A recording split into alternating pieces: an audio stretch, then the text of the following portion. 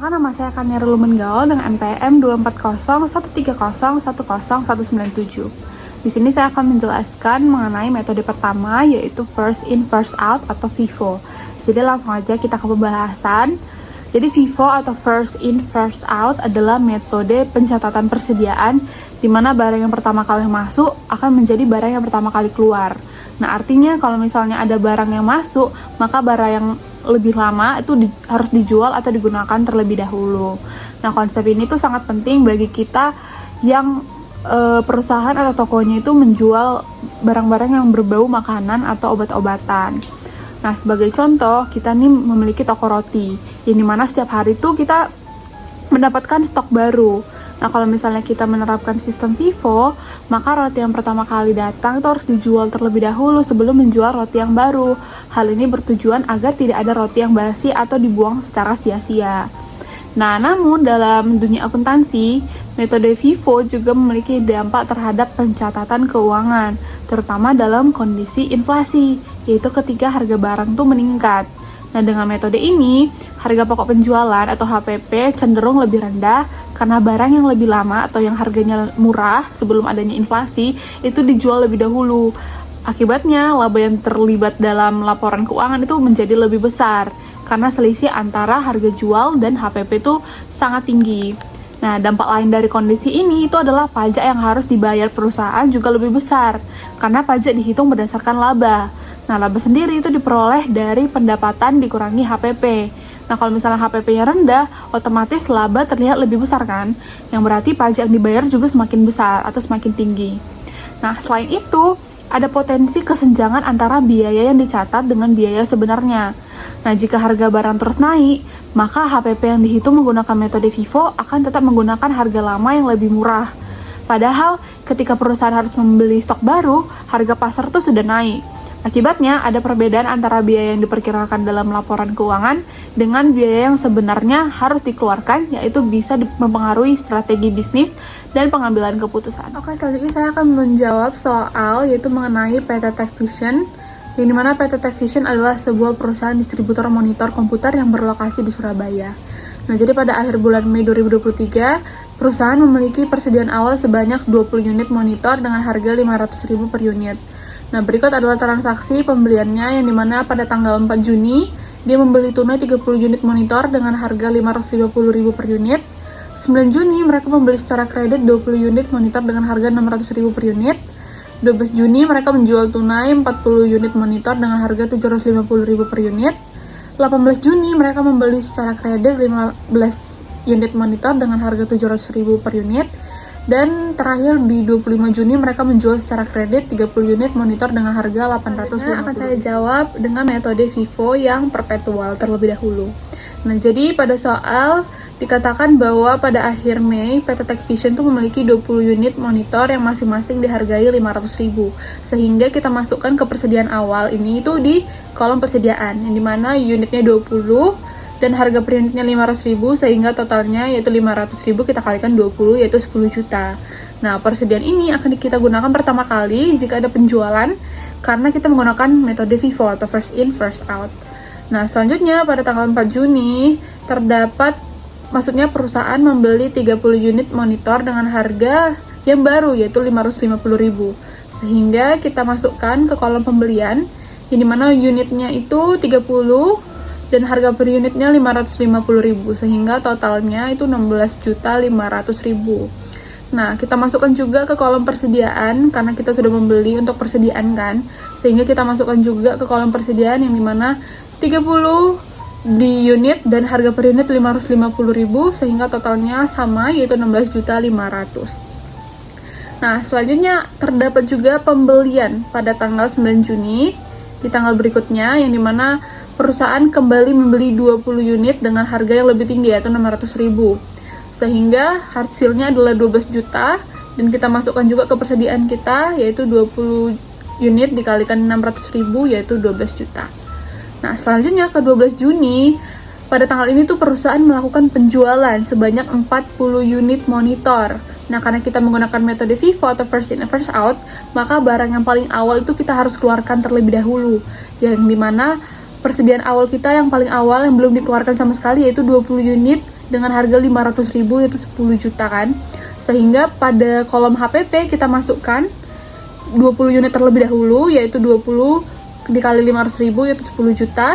Nah, karena masih 20, maka kita kurangi lagi di persediaan selanjutnya, karena persediaan yang sebelumnya itu sudah habis.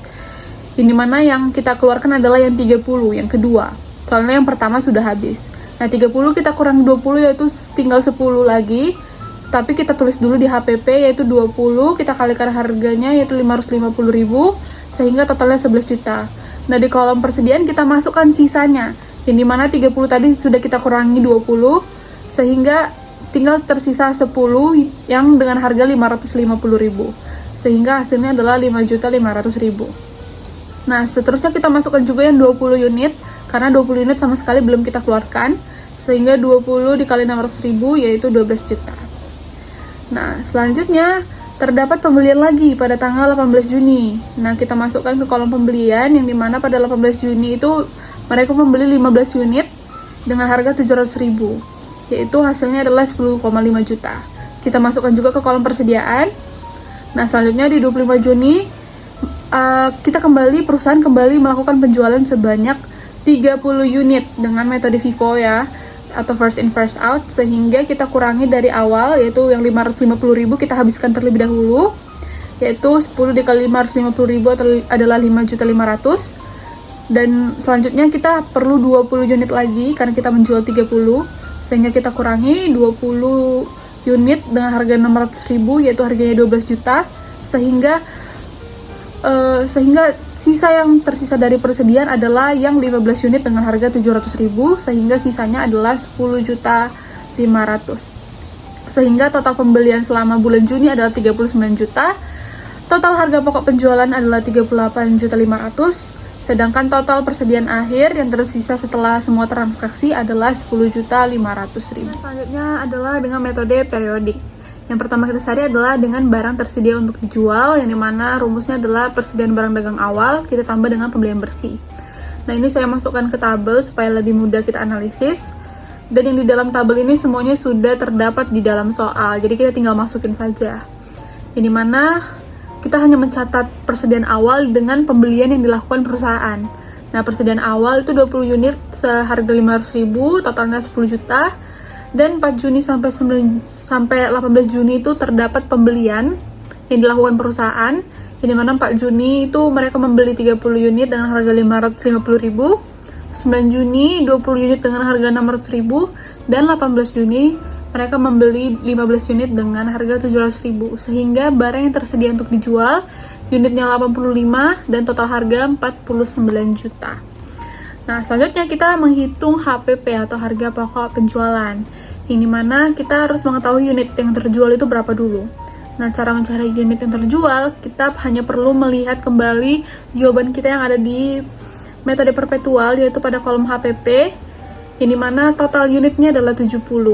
Nah, ini saya tulis 40 tambah 30 karena pada jawaban yang perpetual yang sebelumnya itu saya jabarkan begitu. Jadi 40 itu 20 tambah 20 yaitu pada tanggal 12 Juni, dan yang 30 adalah 10 tambah 20 pada pembelian pada tanggal 25 Juni. Jadi totalnya 70. Nah, selanjutnya kita harus mengetahui persediaan barang dagang akhir, yaitu dengan mengurangi unit yang tersedia pada barang untuk dijual, kita kurangi dengan unit yang terjual yaitu 70. Sehingga 85 kurangi 70 adalah 15. Nah, cara mengetahui lebih mudahnya adalah 15 ini tuh dari mana? Pertama kita harus mengetahui adalah unit yang terjual, yaitu 70. Nah, 70 ini karena kita mengurangi FIFO, karena kita memakai metode FIFO atau first in first out, makanya otomatis barang yang pertama adalah barang yang pertama kali keluar juga. Sehingga kita kurangi dengan barang yang tersedia untuk dijual ini. 20 ditambah 30 itu masih 50. Kita tambah 20 adalah 70. Berarti persediaan sampai 9 Juni itu sudah habis. Karena yang kita gunakan adalah 70 unit, sehingga sisanya adalah 15. Nah, 15 ini adalah persediaan barang dagang akhirnya. Begitu. Unitnya 15, harganya 700 dengan total harga 10.500.000. Nah, begitu yang aku masukin ke tabel yang selanjutnya, yaitu 10.500.000. Nah, sehingga kita bisa simpulkan harga pokok penjualannya dengan rumus persediaan barang dagang awal ditambah pembelian bersih dikurangi persediaan barang dagang akhir. Nah, persediaan awalnya itu sudah dicantumkan pada soal, yaitu 10 juta. Kita tambahkan dengan pembelian bersih, yaitu 39 juta. Nah, 39 juta ini yaitu dengan menambahkan ketiga akun tadi yang kita melakukan pembelian, yang dilakukan perusahaan untuk membeli, yaitu pada tanggal 4 Juni, 9 Juni, dan 18 Juni. Nah, kita tambahkan total harganya yaitu 39 juta. Sehingga 39 juta, kita tambah 10 juta, hasilnya adalah 49 juta. Nah, selanjutnya 49 juta itu kita kurangi dengan persediaan barang dagang akhir, yaitu 10.500.000 yang tadi, yang sisa persediaan barang dagang akhir. Sehingga 49 juta kita kurangi 10.500.000, maka hasilnya 38.500.000 yang merupakan HPP. Saya adalah Risa Alia dengan nomor NPM 3 digit terakhir 338. Di sini saya akan menjelaskan tentang metode LIFO atau Last In First Out.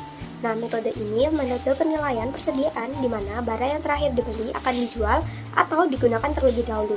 Dengan kata lain, persediaan yang masih tersisa adalah barang yang lebih lama dibeli. Metode ini bertentangan dengan alur fisik barang di banyak perusahaan, tetapi sering digunakan dalam pencatatan akuntansi untuk keuntungan pajak dan pencocokan biaya terhadap pendapatan. Adapun keuntungan dan kelemahannya, yaitu keuntungan yang pertama, HPP lebih tinggi, yang kedua, laba lebih rendah, yang ketiga, pajak lebih rendah, dan yang keempat, mengurangi dampak inflasi. Adapun kelemahannya, yang pertama, barang yang lebih lama bisa tetap ada di gudang dalam waktu lama. Dan yang kedua, kurang realistis dalam pencatatan barang atau menimbulkan kesulitan dalam perhitungan nilai persediaan akhir. Masuk ke soal pembahasan. Jadi ini ada kartu persediaan dari PT Techvision dengan metode LIFO baik secara periodik maupun perpetual. Saat ini saya akan menjelaskan tentang metode LIFO periodik, yaitu menghitung harga pokok penjualan atau HPP di akhir periode dengan melihat seluruh pembelian dan penjualan selama 1 bulan.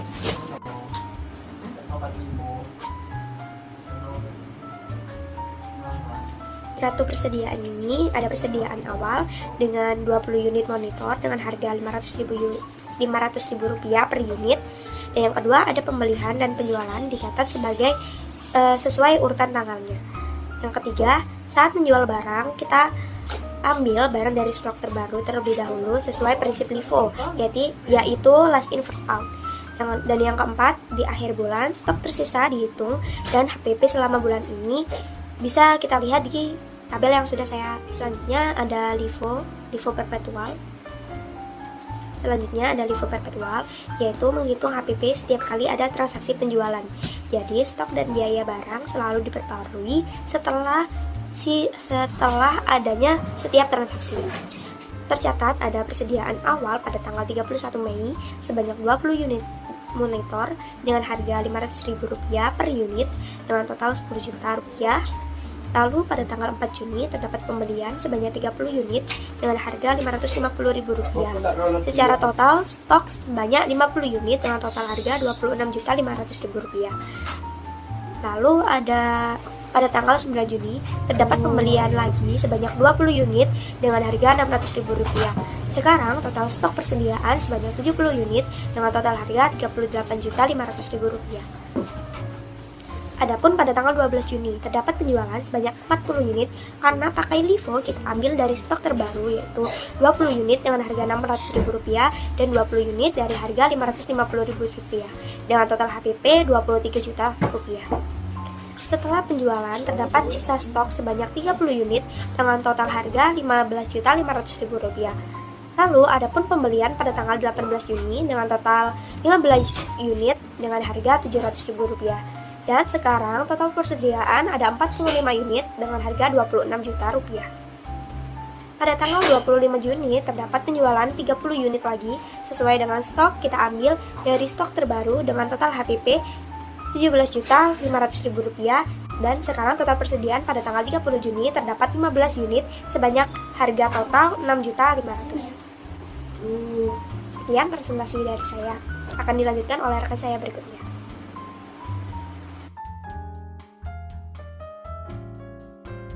Assalamualaikum warahmatullahi wabarakatuh. Nama saya Samdova Oktiriska Rahmadityan dengan NPM akhir 117 akan melanjutkan penjelasan dari rekan saya yang sebelumnya. Di sini saya akan membahas mengenai metode average pada sistem perpetual atau biasa kita kenal dengan istilah moving average atau metode rata-rata bergerak. Nah, metode pencatatan rata-rata bergerak ini identik digunakan pada pencatatan persediaan dengan menggunakan sistem perpetual. Nah, ciri khusus dari metode ini adalah selalu mengalami perubahan harga suatu produk jika terjadi transaksi pembelian pada perusahaan tersebut. Nah, seperti misalnya pada suatu perusahaan ini melakukan transaksi pembelian suatu barang. Nah, jika harga pembelian suatu barang tersebut itu berubah dari harga sebelumnya, otomatis ini akan mempengaruhi harga dari harga pokok barang yang siap untuk dijual, harga rata-ratanya. Nah, jadi pada metode moving average ini selalu mengalami perubahan harga rata-rata ketika suatu perusahaan tersebut mengalami transaksi pembelian. Nah, pada metode moving average ini sangat cocok diterapkan di perusahaan yang mana perusahaan tersebut sering mengalami perubahan harga atau kita kenal bahasa kerennya adalah fluktuasi harga. Nah, jadi metode ini sangat cocok untuk menstabilkan harga pokok atau nilai jualnya. Jadi dengan menggunakan sistem moving average ini, mereka perusahaan yang sering mengalami perubahan harga, fluktuasi harga, ini sangat cocok menerapkan metode moving average ini. Namun, tidak semua perusahaan cocok untuk menerapkan metode moving average ini, meskipun moving average ini sangat fleksibel digunakan untuk menghadapi fluktuasi harga. Tapi tidak semua perusahaan mampu menerapkan metode moving average ini. Apalagi perusahaan yang memiliki barang persediaan dengan ciri khusus yang pertama, barang persediaan tersebut mudah busuk. Nah, kemudian yang kedua, barang perusahaan ini memiliki resiko tinggi terhadap kerusakan jika terlalu lama disimpan di perusahaan. Jadi, perusahaan-perusahaan dengan ciri khusus barang persediaan yang saya sebutkan sebelumnya sangat tidak cocok diterapkan metode rata-rata bergerak atau moving average ini. Nah, di sini ada contoh soal mengenai metode rata-rata bergerak atau moving average ini. Yang pertama ada saldo awal, yakni barang persediaan atau monitor sebanyak 20 unit dengan harga per unitnya adalah 500.000. Kemudian saldo awalnya adalah sebesar 10 juta. Nah, kemudian pada tanggal 4 Juni terjadi transaksi pembelian sebanyak 30 unit dengan harga baru nih. Harga baru sebesar 550.000. Nah, otomatis hal ini akan mempengaruhi harga rata-rata persediaan barang pada perusahaan Techvision ini. Nah, caranya bagaimana? Caranya adalah unit yang ada pada persediaan awal kita tambahkan dengan unit yang ada pada pembelian. Otomatis jumlahnya bertambah menjadi 50 unit persediaannya.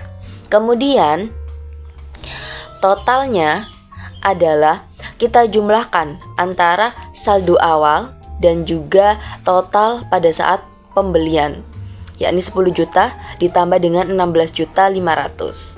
Totalnya adalah 26.500.000. Untuk mengetahui harga per unitnya, ini kita bagi antara 26.500 ini kita bagi dengan total persediaan yang ada pada perusahaan sekarang, yakni 50 unit. Sehingga kita menemukan harga per unitnya adalah sebesar 530.000. Harga baru. Nah, yang sebelumnya 500.000 sekarang menjadi 530.000 per unit. Kemudian kita ada transaksi lagi pembelian pada tanggal 9 Juni yakni sebanyak 20 unit dengan harga baru, yakni 600.000. Nah, kita jumlahkan seperti cara awal. Kita jumlahkan unit yang ada pada persediaan, yakni 50 unit ditambah dengan 20 unit, sehingga mendapatkan total persediaan sekarang adalah 70 unit. Kemudian kita jumlahkan total persediaan 26.500.000 dijumlahkan dengan total yang ada pada pembelian, yakni 12 juta, sehingga kita menemukan nominal 38.500.000. Nah, untuk mencari harga per unitnya, kita gunakan cara yang sama seperti sebelumnya. 38.500.000 kita bagi dengan total unit yang ada sekarang, yakni 70 unit, sehingga kita menemukan harga per unitnya adalah 550.000. Nah, kemudian pada tanggal 12 Juni ini terjadi penjualan secara tunai, yakni sebanyak 40 unit. Kita menggunakan harga yang baru, yakni 550.000 per unit, sehingga total penjualannya adalah 22 juta. Dan saldo terakhir barang yang ada sekarang adalah 70 unit. Kita kurangkan dengan penjualan tadi 40, sehingga tinggal 30 barang persediaan yang ada sekarang, 30 unit. Kemudian kita kalikan dengan harga pokoknya tadi, yakni 550, karena belum ada perubahan, sama masih menggunakan 550, mendapatkan total 16.500.000.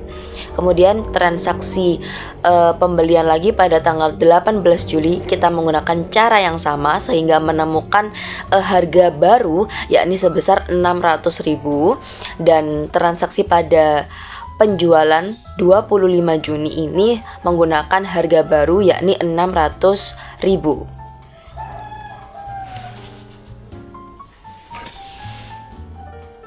Sebelumnya kita sudah mendapatkan nominal pada kartu persediaan dengan metode moving average. Nah, selanjutnya kita akan mencari HPP atau harga pokok penjualannya, dan juga laba kotor dari Tech Vision ini dengan menggunakan sistem moving average. Yang pertama adalah HPP atau harga pokok persediaan. Ini kita mencari, yang pertama adalah persediaan barang dagang awal, yakni kita ketahui sebesar 10 juta, yang seperti yang ada pada kartu persediaan. Kemudian kita jumlahkan dengan pembelian bersihnya. Jadi total pembelian itu kita jumlahkan sehingga menemukan nominal 39 juta. Nah, 39 juta ini kita tambahkan dengan persediaan barang dagang awalnya, yakni 10 juta, sehingga kita mendapatkan hasil 49 juta. Ini adalah barang yang tersedia untuk dijual atau barang yang siap untuk dijual, sebesar 49 juta. Kemudian kita kurangkan 49 juta ini dengan persediaan barang dagang akhir yang ada pada kartu persediaan tadi, yakni sebesar 9 juta. Nah, sehingga kita mendapatkan hasil harga pokok persediaan adalah sebesar 40 juta. Nah, nominal ini jika kita ulang ke slide sebelumnya, pada kartu persediaan nominalnya sama pada tabel sisi penjualan. Total penjualannya adalah 40 juta. Nah, itu HPP-nya juga sama, kita mendapatkan 40 juta. Kemudian yang kedua, kita mencari laba kotornya. Nah, untuk mencari laba kotor, kita harus menjumlahkan dulu total dari penjualan bersih perusahaan PT Tech Vision ini. Nah, pada slide ini, total penjualan pada tanggal 12 kita menjual sebanyak 40 unit dengan harga 750.000. Nah, total yang kita dapatkan dari penjualan tanggal 12 Juni adalah 30 juta. Kemudian penjualan yang kedua secara kredit ini kita menjual sebanyak 30 unit dengan harga 850.000 dan mendapatkan nominal total 25.500.000 dari hasil penjualan pada tanggal 25. Nah, dari seluruh penjualan ini kemudian kita jumlahkan sehingga kita mendapatkan nominal 55.500.000 untuk penjualan pada PT Tech Vision ini bulan Juni. Nah, karena tidak ada retur sama sekali pada transaksi bulan Juni ini, sehingga kita langsung saja taruh nominal dari total penjualan ini di penjualan bersih di sisi laba kotor PT Tech Vision average perpetual moving average. Nah, ini langsung kita taruh sini pada sisi penjualan bersihnya, karena tidak terjadi retur atau diskon atau potongan penjualan karena tidak ada, jadi kita langsung masukkan ke penjualan bersih pada bulan Juni ini. Kemudian kita tambahkan kita kurangkan dengan HPP yang sudah kita dapatkan tadi. HPP kita adalah 40 juta, sehingga nominal dari penjualan bersihnya kita kurangkan dengan harga pokok penjualan, sehingga kita mendapatkan total atau hasil dari laba kotornya adalah sebesar 15.500.000 untuk transaksi penjualan PT Tech Vision pada bulan Juni dengan menggunakan sistem average perpetual atau moving average. Baik, itu tadi penjelasan dari saya. Untuk penjelasan selanjutnya akan dilanjutkan oleh rekan saya. Perkenalkan, nama saya Zarafi dengan metode 101301021. Di sini saya akan melanjutkan metode materi pencatatan persediaan dengan metode rata-rata tertimbang atau weighted average yang biasanya digunakan untuk mencatat persediaan dengan sistem periode. Metode ini digunakan untuk menghitung persediaan secara fisik pada akhir periode secara langsung. Kemudian metode ini juga cocok diterapkan pada perusahaan yang memiliki frekuensi penjualan yang tinggi seperti perusahaan penjual produk makanan. Baik, selanjutnya saya akan memberikan contoh soal dengan metode rata-rata tertimbang atau weighted average dengan sistem periodik. Itu soalnya PT Tech Vision adalah sebuah perusahaan distributor monitor komputer yang berlokasi di Surabaya. Pada akhir bulan Mei 2023, perusahaan memiliki persediaan awal sebanyak 20 unit monitor dengan harga 500 unit. Berikut adalah transaksi pembelian dan penjualan monitor selama bulan Juni 2023. Pada tanggal 4 Juni, PT Vision membeli tunai 30 unit monitor dengan harga 550.000 per unit. Kemudian pada tanggal 9 Juni membeli secara kredit 20 unit monitor dengan harga 600.000 per unit. Kemudian pada tanggal 12 Juni menjual tunai 40 unit monitor dengan harga 250.000 per unit. Kemudian pada tanggal 18 Juni membeli secara kredit 15 unit monitor dengan harga 700.000 per unit. Kemudian pada tanggal 25 Juni menjual secara kredit 30 unit monitor dengan harga 850.000 per unit. Untuk menggunakan metode rata-rata tertimbang ini digunakan rumus persediaan barang akhir dikali persediaan siap dijual dibagi total unit siap dijual. Untuk menentukan persediaan barang yang siap dijual, kita harus memilah persediaan pada PT Tech Vision, yaitu melakukan pembelian selama bulan Juni atau persediaan awal pada awal Juni.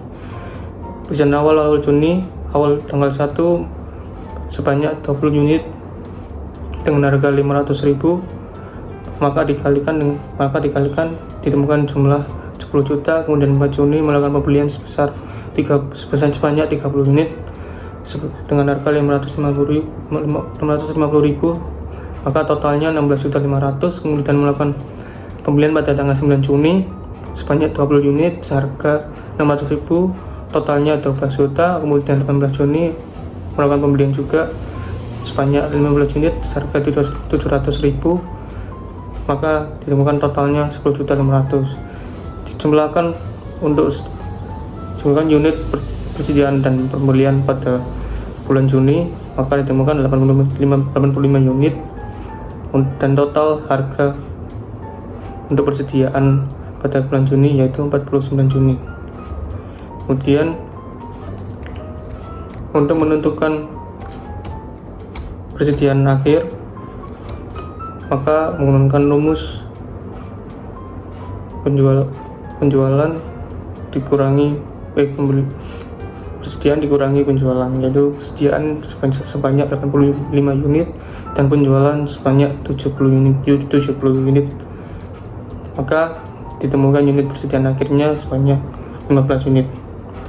Maka substansikan pada rumus, yaitu persediaan barang akhir sebanyak 15 unit dikali 49 juta persediaan siap dijual, dan dibagi total unit siap dijual sebanyak 80 unit, maka ditemukan nilai persediaan akhir sebesar 8.647.058,82. Kemudian jika ingin mencari HPP atau harga pokok penjualan, maka digunakan rumus barang untuk dijual dikurangi PBT akhir, yang mana barang untuk dijual ini sebesar 49 juta ditemukan pada persediaan siap dijual, itu kemudian dikurangi PBT akhir sebesar 8.647.058,8 diambil dari nilai persediaan akhir, maka ditemukan HPP sebesar 40.352.941,18.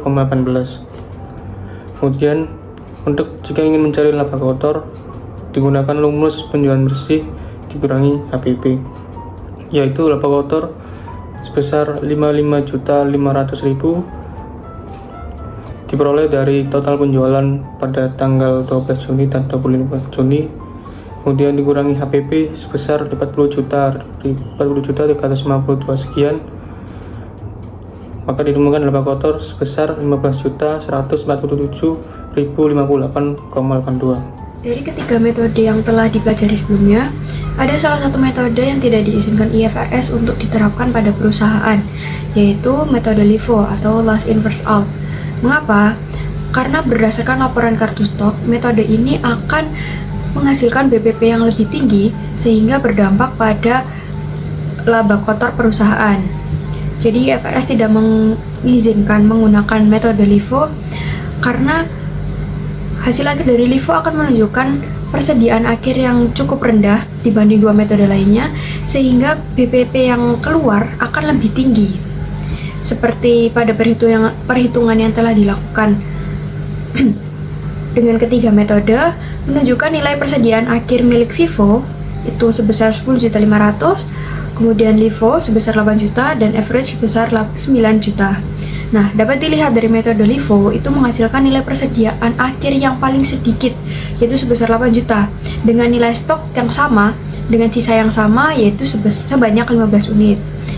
Akhirnya, BPP yang dihasilkan dari metode LIFO itu memiliki nilai yang paling besar dibanding yang lainnya, yaitu sebesar 41 juta. Nah, karena nilai BPP yang sangat tinggi, itu akan berpengaruh kepada laba kotor yang diterima oleh perusahaan. Jika menerapkan sistem LIFO, dia akan menerima laba kotor yang lebih sedikit dibanding kedua metode yang lainnya. Seperti yang sudah ditampilkan pada tabel, kita bisa membandingkan. Dari Vivo, dia mengeluarkan BPP sebesar 38.500.000 sehingga laba kotor yang didapatkan sebesar 17 juta. Kemudian untuk LIFO, dia mengeluarkan BPP sebesar 41 juta sehingga laba kotornya mendapatkan 14.500.000. Dan yang terakhir di metode average, dia mengeluarkan BPP sebesar 40 juta sehingga laba kotor yang didapatkan sebesar 15.500.000. Dari ketiga metode ini bisa dilihat bahwa metode LIFO menghasilkan laba kotor yang paling sedikit, yaitu sebesar 14.500.000. Hal ini akan terasa selisihnya jika nominal dan jumlah transaksi yang dilakukan itu besar. Kemudian dampak lanjutannya adalah ketika laba kotor tadi dikenakan pajak dan segala tagihan-tagihan yang akan mengurangi nilai dari laba kotor tersebut yang akhirnya menjadi lebih kecil.